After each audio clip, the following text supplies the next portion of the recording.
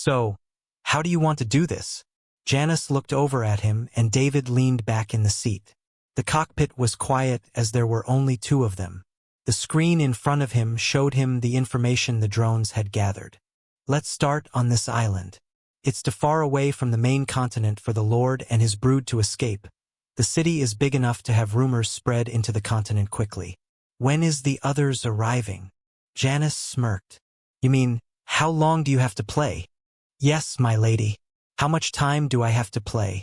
And are you sure you don't want to play a little? He stretched his arm as he yawed. He should not have stayed up playing those games. Oh well, it will be a while before he can sit down at a computer and play. Janice shook her head. No, I have to monitor their gates. Hopefully, somebody will leave before they discover we are here, and we can find a hive. Now, do you want camouflage? She flawlessly landed the ship on the smallest moon and launched several satellites to set up a surveillance grid. David brought up the information about the locals. They looked humanoid, just yellow. And by yellow, it was bright yellow with green, black, and orange as the most common hair color. Besides the skin color, they had elf-like ears. Nah, they are the Star Trek aliens. I could probably date them. He checked. Yep, same organs. Easy now, lover boy. You're supposed to be a paladin, not a bard. Janice chuckled as she ran some diagnostics. Who actually said a paladin had to be celibate? Besides, do these guys even know what a paladin is?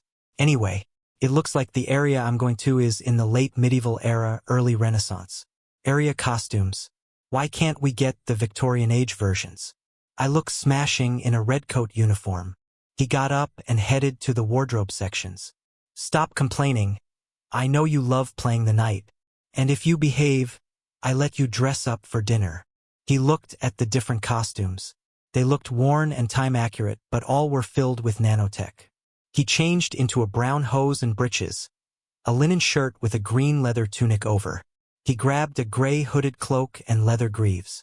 The greaves had a pretty nifty design to hide the AI inside. He left the room and went to the armory. He found a weapon belt that he liked. Could hold 3 weapons. He picked the standard nano-edge dagger. It would be able to cut through anything that they had down on that planet. For a main weapon, he went for the standard longsword. He made a few swings with it. He really liked this one. With a quick motion, the whole blade became glowing red as the metal was heated up to melt steel. He turned it off and sheathed it. He looked at what else to grab. Janice dear, do they have crossbows yet or just bows? Let me check. They have crossbows. So yes, you can bring your darling. Could you hurry up? Oh, what weather do you want? He grabbed the crossbow, which was just a camouflaged blaster. Then he went over to the wall, opened the drawer, and took out 2 golden rings with small gemstones and leather gloves. A thunderstorm, you know I want a thunderstorm. Always a thunderstorm. Come on. How long have we been doing this now? He could hear her smirking as she arranged for the weather. Too long, my dear, too long. Okay. Come up when you're ready. He looked at the large mirror screen in the armory and activated the AI. God, it's time to set the armor design. Show the local knights. Several designs appeared, all made to look terrifying for the locals in matted steel or black color design. He studied them. This was an important part of the operation. We will go with a Type 3, with golden rims and blue tabard. Put the golden sun and make it practical. You know they will copy it later. They have to be able to fight in it. There was a soft hum from his clothes as they shifted into a bright steel armor with golden rims and a blue tabard with a golden sun. He looked at himself in the mirror. Change the tabard. Let us go with our standard. Flaming sword. The tabard became white with a red rim and a red sword with a flaming aura around it. Thanks. Saved and at ease. The AI turned his armor back to his clothes, and he was about to leave when he remembered the last thing and picked up a metal band to put on his left wrist. Then he headed back up to Janice, who gave him a wolf whistle. Look at Sir David Tempete. Are you ready? I will upload my intel. I am reading about 5 vampires, 6 mutts, 50 Renfields, and about 100 walkers, not counting the 5,000 soldiers. Do you think you can handle that? David grinned. Yes, just send down 20 droids. cloak them and station them within 5 clicks of me location. She gave him a thumbs up as he headed down to the hangar, and soon, he flew towards the planet. He checked the scanners and found the perfect starting points. The scanner showed a vamp with a mutt and 2 Renfields in a village outside the town. He turned on the cloaking device, landed the ship in a field as the thunderstorm rolled in, and started walking towards the village. He got strange looks as he stuck out like a sore thumb. His pale skin, black hair, and blue eyes were definitely a rare sight, and he was a head taller the most with his 6 feet and was armed kept them from attacking. He ignored the peasants for now. He went straight from the tavern, and the room went quiet the moment he entered. "Good evening, folks." He spoke confidently in the common language the vamps enforced on all the planets they had conquered.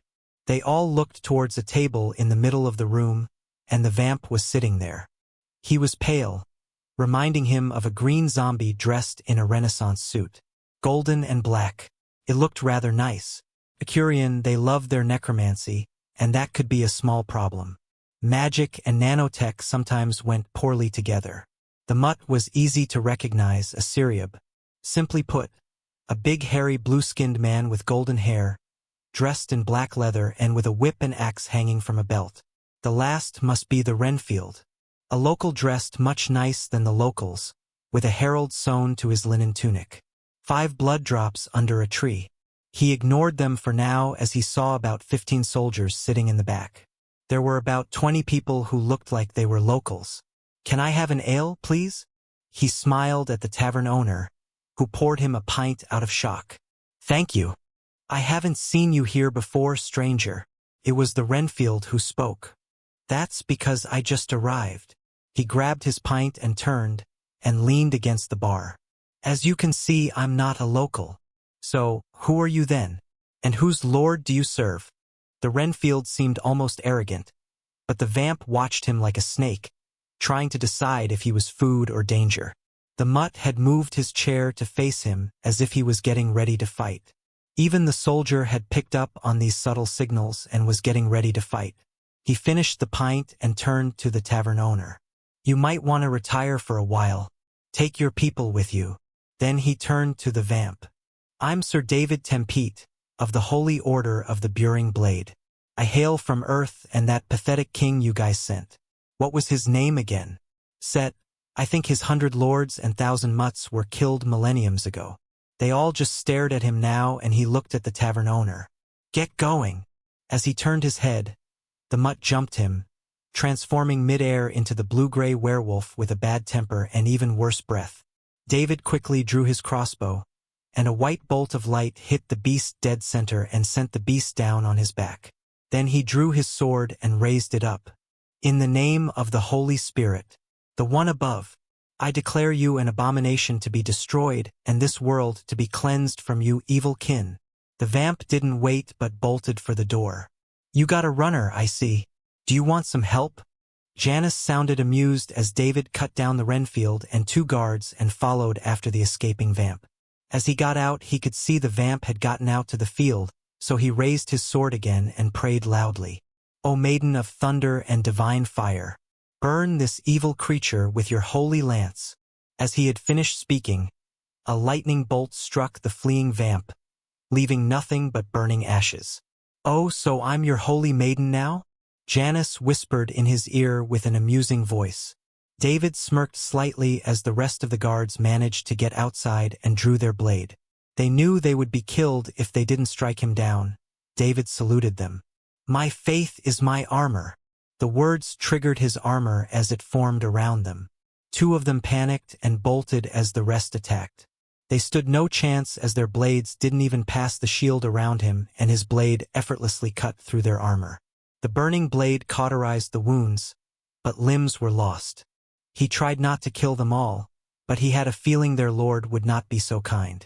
When the last lay dead or screaming in the muddy ground, he turned towards the few peasants who had watched it all. "Which way to their lord?" A confused man pointed in the direction of the town. "Lord Darmorki lives in the capital. But you won't be able to get there in this weather." David took off his helmet and looked up at the sky. "Beloved maiden, Would you please hold your anger and let a humble night walk dry to the city? As he spoke, the heavy rain seemed to stop immediately. Your wish is my command. He could hear Janice chewing on something. It was probably lunchtime for her. He turned to the peasant and started walking as his arm turned back to clothes and vanished into the night. What are you eating? And can you run a checkup on the house symbol? Tacos, and already done it. It's House Morcated, which is a small house, but our intel said they were recently granted 2 worlds. I guess we found one of them. Tacos? Damn, save some for me. And if that is correct, then they will not escape. They can't. They won't admit failure. Hell, they will most likely send for reinforcements. I'm glad you insisted we asked for backup.